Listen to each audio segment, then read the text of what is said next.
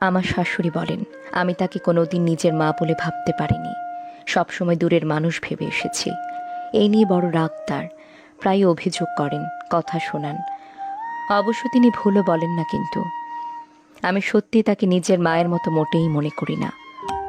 যদিও বিয়ে হয়ে প্রথম দিন যেদিন এ বাড়ি এসেছিলাম, তিনি এক ঘর লোকের সামনে আমায় বলেছিলেন, আমায় নিজের মা বলে মনে করবে আজ থেকে। আমি বরাবরের ঘুম কাতুরে, দীর্ঘ 25 বছরে 9টার আগে বিছানা ছাড়িনি কোনোদিন। মাও প্রশ্রয় দিতেন, বলতেন, ঠিক আছে ঘুমা তুই।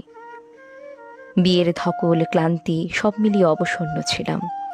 তাই বউ ভাতের পরের দিন ঘুম থেকে উঠেছিলাম 8:30টায়। শাশুড়ি কড়া চোখে তাকিয়ে বলেছিলেন, দীপা, এটা তোমার শ্বশুর বাড়ি, এখানকার কিছু নিয়ম আছে। 6:30 বাজার পর এ বাড়ির বউরা কেউ বিছানায় পড়ে থাকে না। এবার থেকে 6:30টাতে উঠে পড়বে। আমি ঘাড় নেড়েছিলাম। আমার চিরকালের প্রিয় পোশাক লং স্কার্ট আর কুর্তি। মাও বলে আমায় নাকি ওই পোশাকে বেশ লাগে। বিয়ের 1 মাস পর ছোট মামার থেকে বিয়েতে পাওয়া লং স্কার্ট আর কুর্তি পরে বরের সাথে কোথাও একটা বেরোচ্ছিলাম। শাশুড়ি ডেকে বললেন, এই ধরনের পোশাক আমাদের পরিবারের বউরা পরে না দীপা, এগুলো তুমি আর পরবে না। শাড়ি পরবে বা সালোয়ার কামিজ, না এগুলো একদম না। আমি আবারও ঘাড় নাড়লাম ওনার কথায়। রান্নায় কোনোদিন তেমন পটু নই আমি, খুব বেশি ভালো লাগতো না রান্না বান্না কোনোদিন। ভুল ভাল করে ফেলি সব সময়। মা অনেকবার বুঝিয়েছেন, শুধরে দেবার চেষ্টা করেছেন, কিন্তু তবু আমি ভালো শিখতে পারিনি। বিয়ের দিন 15 পর একদিন মাছ ভাজতে গিয়ে মাছ ভেঙে ফেলেছিলাম। শাশুড়ি গর্জে উঠে বলেছিলেন, এত বড় হয়েছে তবু মাছ ভাজতে শেখেনি, নষ্ট করলে তো এতগুলো মাছ। মায়ের কাছে কি কিছুই শেখনি? একেবারে অপদার্থ তো তুমি দেখছি। সেদিন ওনার রক্তচক্ষু দেখে আমি বড় ভয় পেয়েছিলাম। কাতর গলায় বলেছিলাম, আর হবে না ভুল। রুই মাছের পেটি ভীষণ প্রিয় চিরকাল। আমার মা প্রতিদিন আমার পাতেই দিতেন তাই পেটিটা। এ বাড়িতেও রুইয়ের পেটি আসে, সেগুলো বরাদ্দ থাকে বাড়ির ছেলে মেয়েদের জন্য।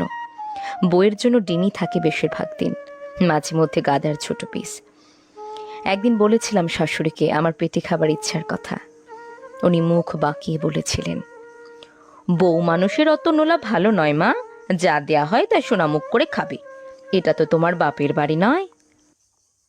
ডিয়ার শাশুড়ি মা, আমি জানি এটা আমার বাপের বাড়ি নয়, আর আমি এও জানি যে আপনি আমার মা নন। মা নন বলেই আপনি আমার কোনো শখ আহ্লাদের দাম দেননি। আমার ছোটোখাটো ভুল দেখলে আপনি জ্বলে ওঠেন, কারণ আমি আপনার মেয়ে নই, বৌমা। অন্য বাড়ির থেকে আসা মেয়েটাকে নিজের বলে আপনারা না ভাবতে পারলে কি করে তারা আপনাদের নিজের ভাববে বলুন তো? আপনারা তো বৌমাদের সাথে তাদের মায়ের মতো ব্যবহার করতে পারেন না, তাহলে কেন ছেলের বউ হয়ে আসা মেয়েটি ভাবতে যাবে আপনাকে মা?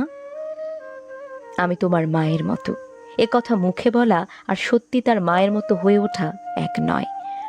তাই সত্যি যদি চান সংসারে আসা নতুন মানুষটি আপনাকে নিজের ভাবুক, তাহলে আগে আপনি তার নিজের হয়ে উঠুন। না, আমি আপনাকে মা ভাবি না, কারণ আপনিও আমায় মেয়ে ভাবেন না। আগে আমার মায়ের মতো আমায় ভালোবাসুন, তারপর না হয় আমার থেকে এক্সপেক্ট করবেন। পৃথিবীতে একতরফা তো কোনো কিছুই হয় না, তাই না?